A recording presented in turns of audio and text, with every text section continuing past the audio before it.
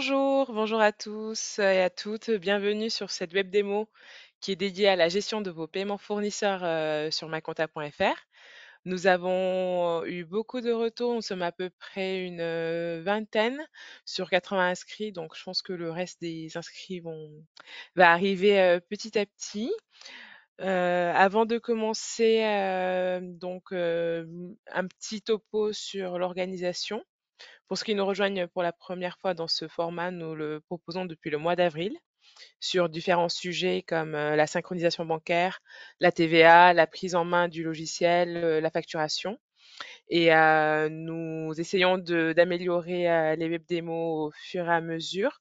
Et nous arrivons à le faire aussi grâce à vos retours. Donc, on aura une enquête de satisfaction à la fin de la session avec vos suggestions, vos questions, ce que vous auriez aimé voir pendant enfin, pendant le webinaire ou les sujets que vous aimeriez traiter.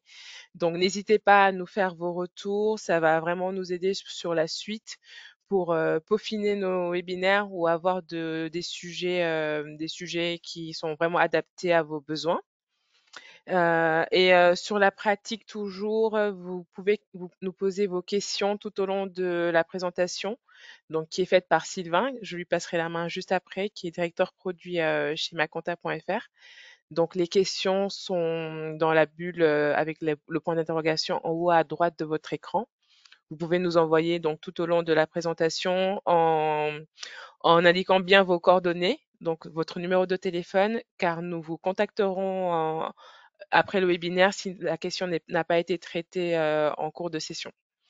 Donc voilà, je pense que j'ai fait le tour côté introduction. Sylvain, je te laisse la main pour la présentation et je reviendrai vers toi à la fin du coup pour te remonter les questions du chat. Merci Aminata. Bonjour à toutes, bonjour à tous.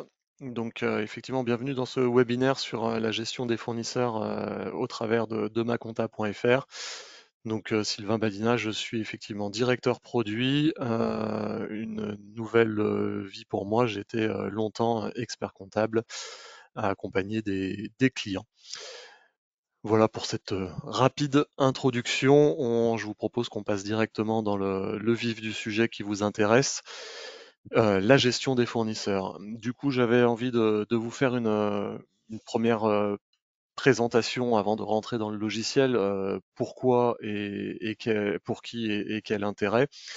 Euh, du coup, la gestion du fournisseur, bah, va intéresser la totalité des gens qui tiennent leur comptabilité et de manière plus importante, ceux qui vont faire beaucoup d'achats et notamment de l'achat et de la revente ou de l'achat et de la production pour savoir à qui je dois de l'argent, qui j'ai payé, ne pas payer les gens deux fois et vérifier que je les ai bien payés pour éviter les relances.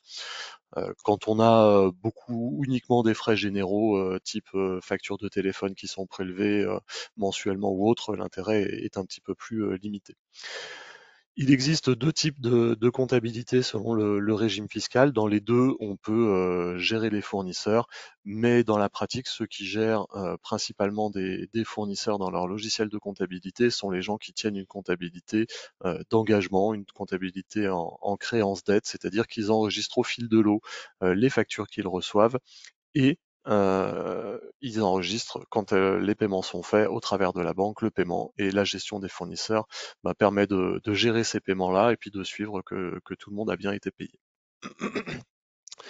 On va rentrer dans le logiciel. Je vais déjà vous montrer un petit peu de paramétrage pour pouvoir mettre en place dans maconta.fr cette gestion des fournisseurs. Et je vous montrerai après de manière pratique comment on saisit une facture fournisseur, comment on saisit la banque et comment on fait le rapprochement entre les factures et les paiements. On finira par l'échéancier qui vous permet de savoir à qui vous devez des factures. Hop, je vais vous partager mon écran. Tac. Hop, partager.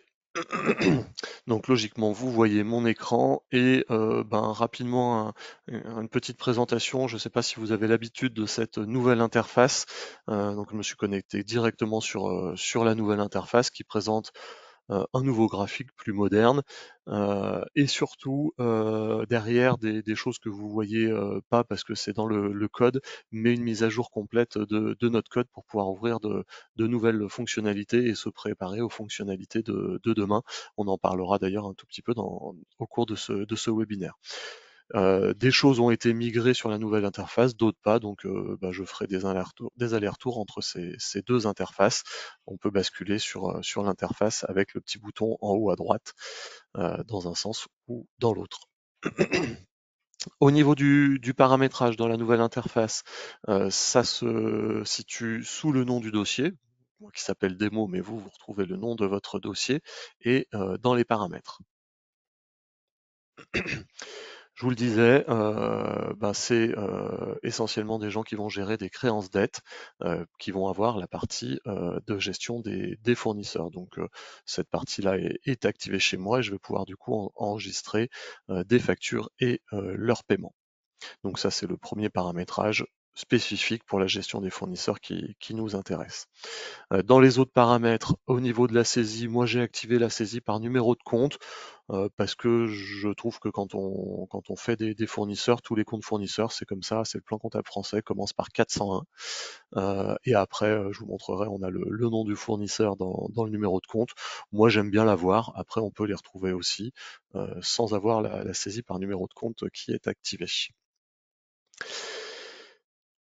Au niveau de l'affichage, vous avez un petit euh,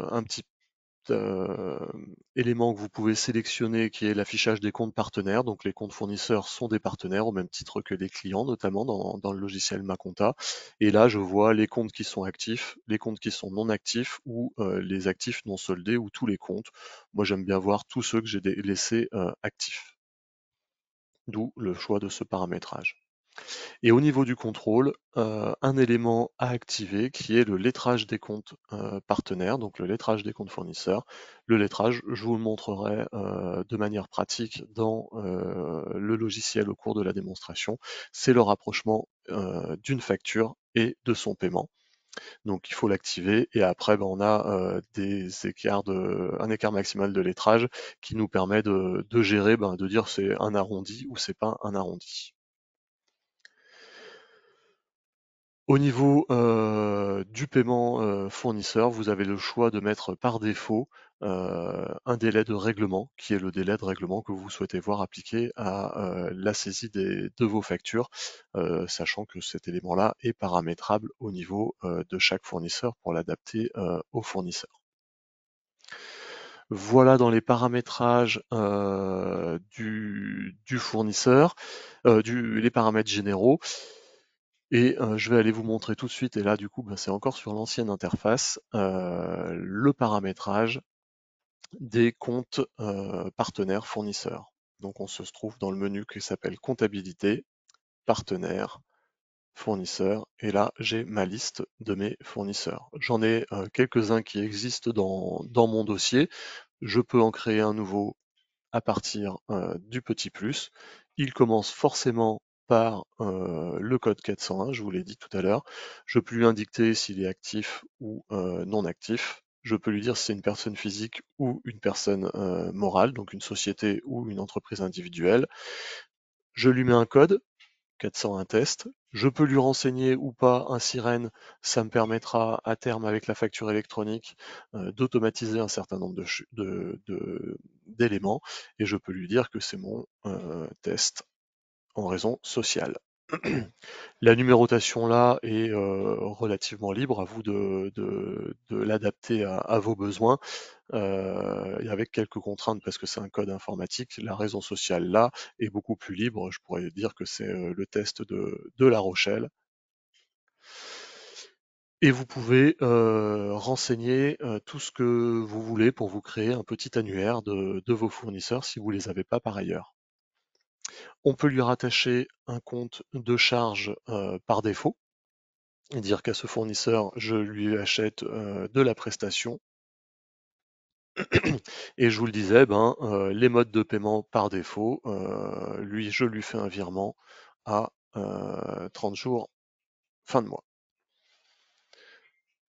Et donc j'ai rajouté mon fournisseur ainsi. Je vais passer tout de suite dans la saisie d'une facture. Je vais retourner sur ma nouvelle interface. Donc le menu, c'est dans le menu comptabilité et facture fournisseur. J'ai plusieurs modes pour saisir des factures. La première que je vais saisir, c'est un test. Je vais la saisir manuellement. J'ai par exemple reçu ma facture du 30 avril qui porte le numéro 123. Mon fournisseur, je l'appelle Badin.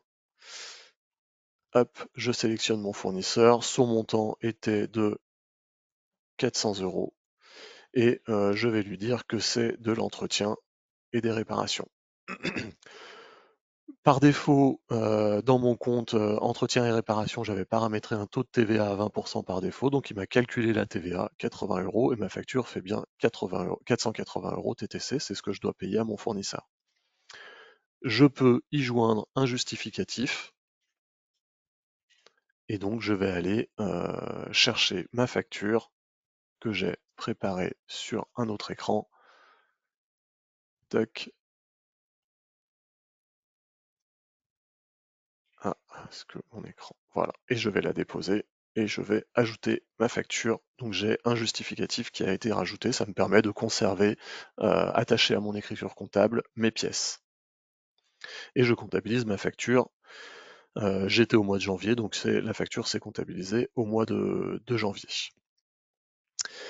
J'ai la possibilité de faire de l'import de factures. Et pour ça, je vais me mettre sur le petit onglet Import. Et je vais aller sélectionner la facture que je souhaite importer. Donc de la même façon, je l'ai déjà scannée. Je vais venir la mettre, la déposer. Et pour le moment, je peux faire que fichier par fichier. Il est prévu pour le deuxième semestre de pouvoir faire de ce qu'on appelle de l'OCRisation en masse et donc d'apporter plusieurs factures d'un même coup.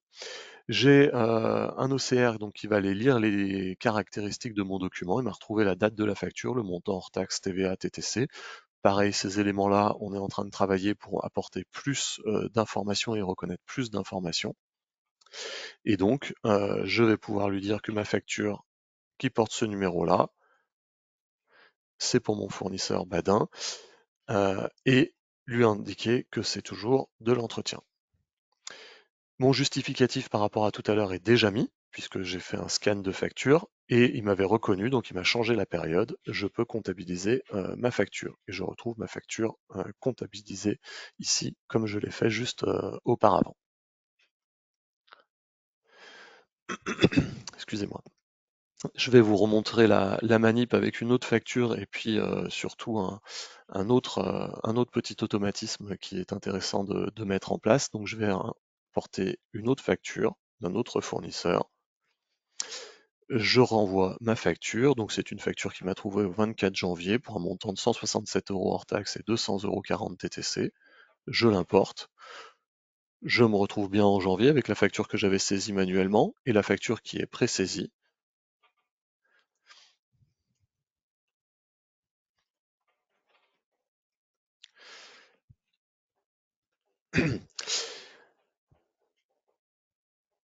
Et je vais pouvoir comptabiliser. Donc là, c'est ce que je voulais vous montrer. Vous avez vu que mon compte de charge de dépenses de nature s'est mis tout seul parce que dans cette fiche fournisseur-là, je lui avais dit, comme je vous l'ai montré pour le test, que par défaut, à Chauffagéo, j'avais un poste d'entretien et de réparation. Et c'est pour ça que quand il m'a fait le scan, il m'a proposé tout de suite de le comptabiliser dans cette nature de dépenses. Et je retrouve dans ma saisie les deux factures que j'ai saisies, une à la main, comme je vous rappelle, et une que j'ai scannée. Je peux modifier mes factures, si jamais le montant n'était pas le bon, pour une raison X ou Y. Je peux bien sûr supprimer mes factures, et je peux les supprimer plusieurs à la fois. Donc ça, c'est les modifications classique de la saisie. Je peux saisir un avoir. Donc un avoir, ça va se saisir de la même façon qu'une facture, sauf qu'on va lui mettre le signe moins.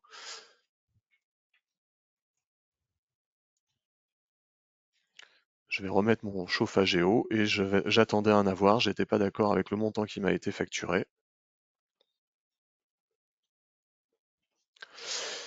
J'attendais un avoir de 100 euros. Pareil, l'imputation du compte s'est fait toute seule parce que c'était paramétré dans ma fiche fournisseur. La TVA de la même façon parce que c'était rattaché à mon compte. Et je peux comptabiliser mon avoir. Il apparaît en négatif dans ma présentation de mes écritures. Je vous ai montré comment je pouvais modifier une écriture. Si ma facture était par exemple de 120, hop, j'ai dit 120, voilà. Il m'a recalculé la TVA et je peux valider que c'était bien 24 euros de TVA et 144 euros TTC dans ma facture. Je peux, donc là j'ai enregistré mes factures. Maintenant, le principe, une fois qu'on veut gérer ses fournisseurs, c'est d'abord d'enregistrer ses factures et puis après d'enregistrer les règlements que l'on fait. Pour la partie règlement, je vais toujours aller dans ma banque, dans ma saisie simplifiée, et cette fois dans ma banque, pour saisir un règlement. Je vais me mettre par exemple au mois d'avril.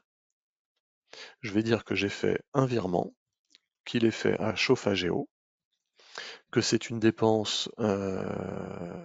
Quel était le montant de ma facture à Chauffage et Eau? Je vais reprendre plutôt Badin où je connaissais le montant de la facture. Hop.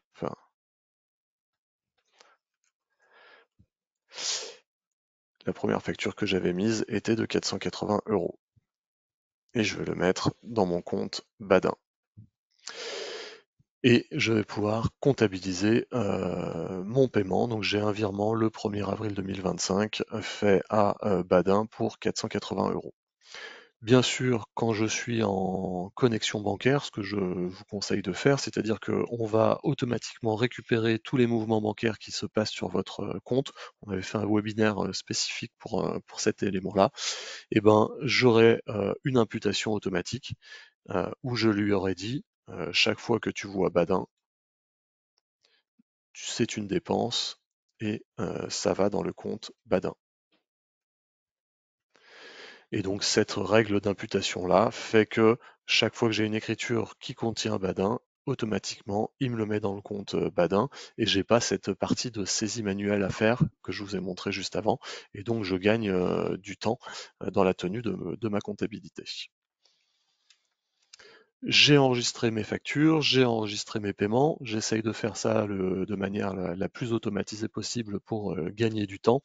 Je vais maintenant aller procéder à la consultation et au lettrage de mes fournisseurs.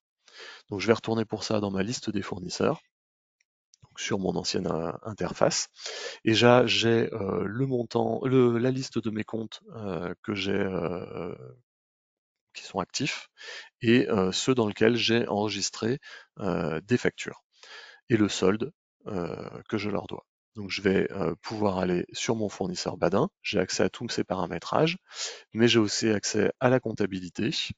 Et donc là, c'est les éléments que je lui dois avec ma facture d'achat du 30 janvier 2025, mon paiement dans mon journal de banque du 1er avril 2025, et je vais pouvoir aller rapprocher les deux éléments en le sélectionnant. 480 euros, c'est ce que je lui dois. Écart de pointage 480 euros. Là, je rapproche le virement que je lui ai fait. Écart de pointage 0 euros. Et donc, je peux faire le lettrage. Vous voyez que là, mon code lettrage est vide. Quand je le valide, mon écriture disparaît parce que je ne vois que les écritures non lettrées. Mais si j'affiche toutes les écritures, j'ai une lettre qui s'est mise, une lettre A, entre la facture et le paiement. C'est pour ça que dans le terme de comptabilité, on appelle ça un lettrage, qui permet après de savoir comment on a payé telle facture. Alors, quand on en a une, c'est relativement facile. Quand on paye plusieurs factures d'un coup, eh ben, ça nous permet d'avoir ce code lettrage qui nous permet de savoir ce qu'on a réglé.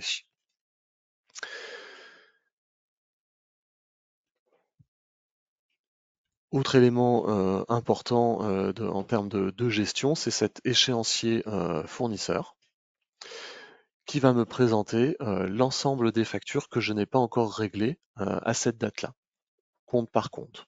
Donc j'ai mon compte fournisseur Badin, à qui je dois la facture du 28 avril, qui fait 468 euros. Et j'ai mon compte Chauffagéo, à qui je dois la facture du 24 janvier, moins l'avoir qu'il m'a fait, donc je lui dois 56,40 euros. Cet élément-là, je peux le mettre en CSV, je peux l'imprimer en PDF. C'est l'élément qui va vous permettre de préparer vos règlements fournisseurs et de suivre, d'avoir une vision sur la totalité des dettes que vous avez auprès de vos fournisseurs.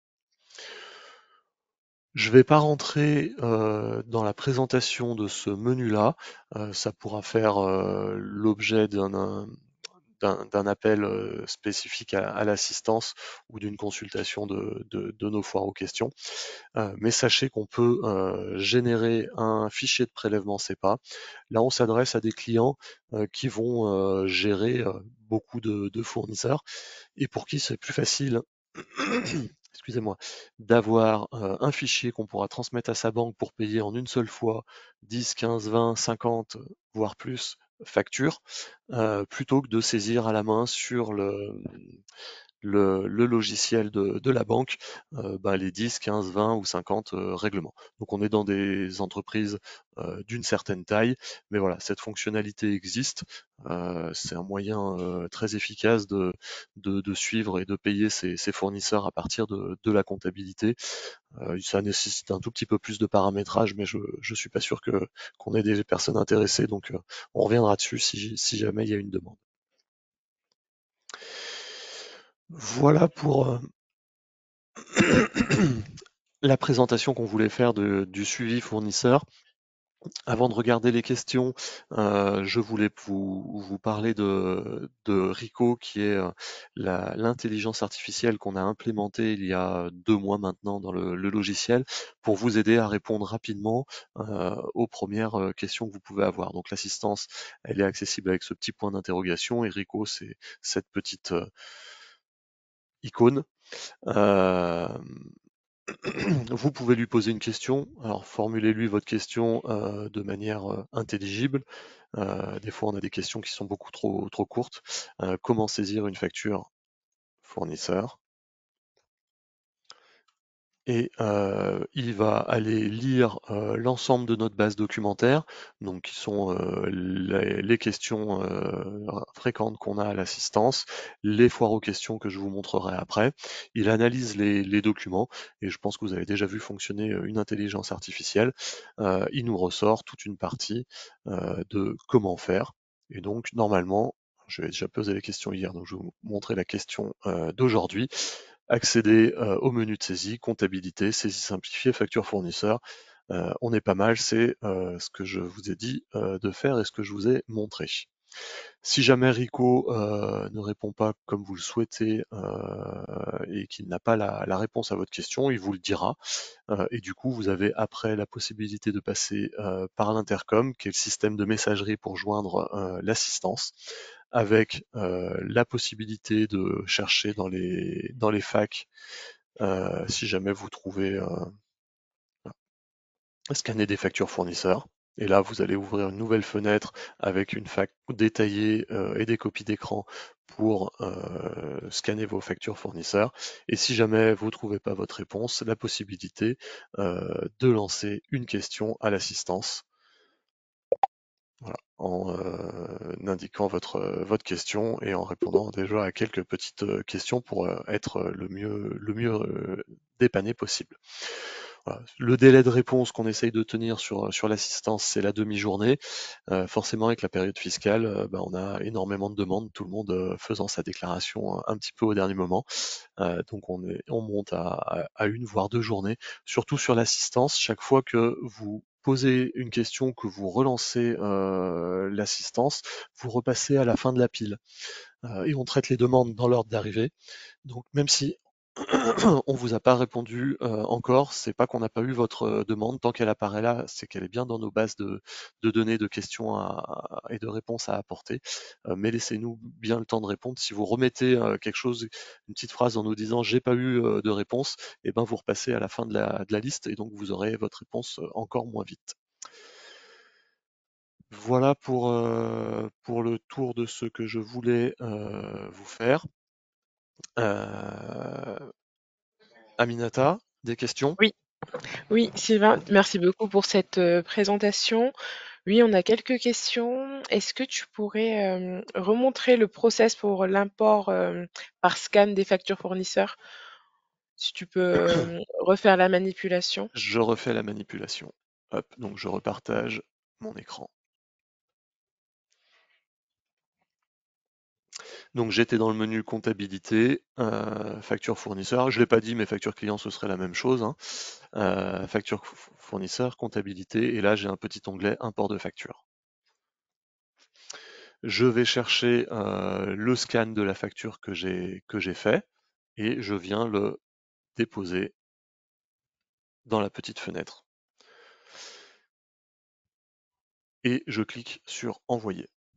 Donc là, j'ai l'OCR qui réfléchit et qui vient me proposer la date de facture, le montant hors taxe TVA TTC qu'il a reconnu sur la facture et je peux l'importer. Il me reste à compléter le numéro de la facture si j'ai envie. C'est pas une obligation, moi j'aime bien les mettre, mais c'est pas une obligation. Un libellé. Moi je remets le nom du fournisseur, mais on pourrait par exemple dire que c'est la période d'avril 2025. Ça c'est vraiment vous qui vous permet d'avoir le suivi que vous voulez. Là j'ai pris une facture du fournisseur SoBank. Et donc par défaut, vu que je l'avais paramétré, j'ai bien mon compte qui s'est mis, le montant de la TVA qui avait été reconnu, et je peux comptabiliser ma facture que je retrouve dans mes factures comptabilisées juste en dessous. Ok, merci. C'est très clair. Et c'est cet élément-là qui va évoluer au deuxième semestre pour que la petite fenêtre qui s'affiche avec les 4 informations date, hors taxe, TVA, TTC soit plus complète et qu'on ait moins d'éléments à ressaisir derrière. Je l'ai pas dit et j'aurais dû le dire, c'est aussi la gestion des fournisseurs, un premier pas dans la facturation électronique qui va arriver normalement de manière obligatoire pour une grande majorité d'entre nous à partir de septembre 2026 en facture fournisseur, c'est-à-dire en réception. Et c'est ces écrans-là qu'on est en train de développer pour être prêt pour la facture électronique. Donc septembre 2026, l'obligation pour les assujettis à TVA de recevoir les factures électroniques. Septembre 2027, l'obligation de les émettre. Donc voilà, on est en train de mettre en place tous les développements pour pouvoir vous accompagner sur cette partie-là. Ok, merci beaucoup. On a une autre question. Est-ce qu'on peut ventiler les factures téléchargées? Oui, oui, oui. Alors, je ne sais pas si la question était ventilée analytiquement ou ventilée en plusieurs lignes. Je retourne dans le partage. Donc, cette écriture que j'aurais mis, par exemple, en une seule fois, je peux bien sûr l'éditer et ajouter une ligne. Et donc, ben là, je viens lui dire que j'avais 50 euros de plus et lui indiquer la ligne que je veux lui mettre en termes de ventilation. Et je peux le faire directement quand j'importe une facture. Hop, hop. Cette fois j'ai cliqué sur plus, il m'a ouvert, mais je pense que vous l'avez pas vu, la petite fenêtre de navigation pour aller sélectionner un fichier, mais sinon c'est exactement la même chose. Et quand j'ai fait mon import, je peux bien sûr ajouter autant de lignes que je veux pour mettre la ventilation de la facture. Ok, merci beaucoup. Et une autre question. Peut-on scanner une facture sans enregistrer le fournisseur? Alors, on serait, si je comprends la question, je vais annuler ça. Euh, Ici, j'ai fait mon import de facture. Il m'a proposé l'échange. J'ai cliqué sur importer. Je ne pourrais pas valider la facture. Donc, j'ai des champs qui sont obligatoires. Le libellé est obligatoire. Forcément, le compte de charge est obligatoire. Le montant aussi, hors taxes et TTC sont obligatoires. Ici, je ne peux pas enregistrer ma facture parce que je n'ai pas le bouton comptabiliser parce qu'il me faut forcément un fournisseur. Donc non, je suis obligé d'enregistrer un fournisseur pour pouvoir valider ma facture que j'ai scannée. Et le fournisseur doit être enregistré avant le scan de la facture ou on peut le faire Ah, la à ce création moment-là? du fournisseur, je n'avais pas compris alors la question. Dans cette interface-là, oui. Dans l'ancienne interface, on a, comme on l'a ici, créé un compte. Le créer un compte, on l'a pas encore ici, mais c'est incessamment sous peu. On pourra créer directement le compte dans la sélection du fournisseur et créer. Donc la première étape que j'ai faite, créer le compte au moment où on l'a importé. On est en train de finaliser le développement pour le mettre en ligne. Ok, ok, J'avais merci. pas compris la question, excuse-moi. Alors, on a une autre question. Dans l'import de facture, est-ce qu'on peut également importer un avoir ou faut-il le faire manuellement? Alors, on peut Est-ce qu'on aussi peut le importer un avoir. Oui, oui, on peut aussi scan? importer un avoir. J'en ai pas qui sont scannés. Il doit normalement reconnaître des montants et nous les présenter en négatif. Si c'est pas le cas, bah, ça m'oblige moi à modifier et à mettre un signe moins devant. En fonction de la présentation de la facture fournisseur, les reconnaissances sont plus ou moins bonnes. Moi, je suis parti de factures qui étaient des factures ce qu'on appelle natives en PDF. C'est des factures que j'avais reçues en PDF. Ce ne sont pas Ok, des scans que j'ai faits avec mon téléphone ou avec un photocopieur. Forcément, si je fais un scan et que le scan est un petit peu comme ça, ben le robot qui lit la facture, il a un petit peu plus de mal à le trouver. Si c'est une facture qui vient d'un pays qui est pas français, que la facture est pas en français, que les normes de présentation, parce qu'en France on a quand même toujours un petit peu en bas à droite le hors-taxe, le TVA, le TTC, donc c'est là où il va chercher par défaut et en haut à gauche plutôt la date de la facture. Bah, si on a des factures un peu plus exotiques, ben forcément la reconnaissance est parfois moins précise, mais rien ne m'empêche de traiter ce qu'il a fait et moi de compléter ce qu'il n'aurait pas réussi à faire. ok, très bien. Et une autre question, si on a un même fournisseur qui nous facture une prestation avec TVA et une autre sans TVA, est-ce qu'il faut créer deux comptes fournisseurs ou alors comment on le différencie dans ce cas-là? Alors c'est au moment de l'enregistrement hein, qu'on va lui dire qu'il y a de la TVA ou pas sur la facture. Euh, je reprends mon petit exemple. Hop. Donc là, il m'a trouvé de la TVA, mais Alors, rien ne m'empêche de venir. on voit Ah, pas je ton écran. vois pas mon écran, pardon, excuse-moi. Tu fais bien de me le dire. Hop, hop. Donc là, vous devez voir mon écran. Donc j'ai fait l'import que je vous ai montré, je refais pas l'import. Donc là, j'ai bien accès au montant de la TVA. Si sur cette facture-là, il m'a reconnu de la TVA, mais que la TVA est erronée ou qu'il n'y en a pas, je peux lui mettre 0 de TVA ou lui mettre 10 euros de TVA si c'est le montant qu'il a reconnu. Le TTC est toujours égal, hors taxe et à la TVA. Il me recalcule le taux moyen, qui est une indication, hein. Sur une facture d'achat, elle n'a pas beaucoup d'importance. Il me recalcule le taux moyen et donc je peux enregistrer une facture qui est une fois avec TVA, une fois sans TVA dans le même fournisseur ou une fois avec de la TVA à 10, une fois avec de la TVA à 20 dans le même fournisseur. Moi, je préfère les enregistrer dans le même fournisseur parce que ça me permet d'avoir dans ma liste des fournisseurs et dans mon paiement ben, un seul compte fournisseur et de savoir ce que je lui dois. Si pour une raison X ou Y, vous avez besoin de séparer les deux, rien ne vous empêche de le faire. Ça dépend après du besoin d'information qu'on peut avoir. Ok, très bien. Merci beaucoup. Alors, on a une autre question donc qui toujours sur la TVA. Est-ce qu'on peut enregistrer une même facture avec plusieurs TVA? Alors c'est quasiment ce que j'ai Ouais, fait c'est là. ouais. Hein, vous avez après deux choix pour le faire. On pourrait par exemple, on a des fois souvent des factures d'EDF qui sont avec plusieurs lignes de TVA. Donc je vais prendre par exemple une facture qui aurait deux taux de TVA, test multi. J'ai partagé mon écran, hein, Menata, oui, hein. Oui. Oui. Donc j'aurais par exemple 167 euros qui seraient soumis à 20%. Et j'ajoute une ligne, toujours sur le même fournisseur, j'aurai 100 euros, mais qui cette fois serait pas soumis à 20%. hop, mais à 10%. Et donc j'aurais 110 euros. Ma facture ferait 267 euros hors taxe, 43,40 € de TVA et 310,40 € de TTC. Ça, c'est des éléments que je vois sur ma facture, hein, donc je peux vérifier que j'ai fait ma saisie comme il faut. Et je peux bien sûr comptabiliser cette facture qui a plusieurs taux de TVA et qui se retrouve comme ça dans ma présentation avec le libellé que je peux mettre ligne par ligne, le fournisseur, j'en ai qu'un seul, donc il apparaît qu'une seule fois, et puis ben, la ventilation par compte et par taux de TVA avec les totaux. Est-ce que c'était bien ça la question? C'est bien ça, oui, Comme ça que tu l'avais compris. Ok. tout à fait. Alors, nous n'avons pas d'autres questions. J'attends un peu pour voir s'il y en a une qui arrive. Non, je pense que nous avons fait le tour.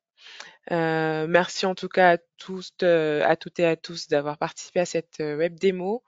Vous allez recevoir une enquête de satisfaction tout de suite à la fin de la présentation et par mail d'ici 1 heure ou deux. N'hésitez pas à nous faire vos remontées parce que vraiment ça nous aide pour la suite, pour avoir des webinaires beaucoup plus poussés et qui répondent vraiment à vos attentes. Donc, nous vous remercions déjà par avance de répondre à cette enquête de satisfaction. Et d'ici la fin de la semaine ou début de semaine prochaine, vous recevrez également le programme des web démos du mois de juin. Donc avec déjà quelques sujets dont la nouvelle interface. Vous êtes nombreux à nous poser des questions sur la navigation sur cette nouvelle interface. Donc, on aura une web démo au mois de juin sur ce sujet. Voilà, Sylvain, je te laisse peut-être le mot de la fin. Le mot de la fin, si tu veux. Sur la nouvelle interface, on avait fait, si ça vous intéresse, on va mettre en place un panel de clients bêta-testeurs pour nous faire des retours et précis dessus. Donc si ça vous intéresse, suivez les communications, vous pourrez vous inscrire. Elle est importante pour nous, je vous l'ai dit, au niveau graphique, mais vraiment aussi au niveau code derrière. Donc on est preneur de vos retours dessus aussi. Et sur le mot de la fin, eh ben, merci de votre attention, merci de votre suivi, merci de vos réponses. Et je crois que c'est l'heure. Bon appétit à tous. Merci beaucoup. Au revoir à tous. Au revoir.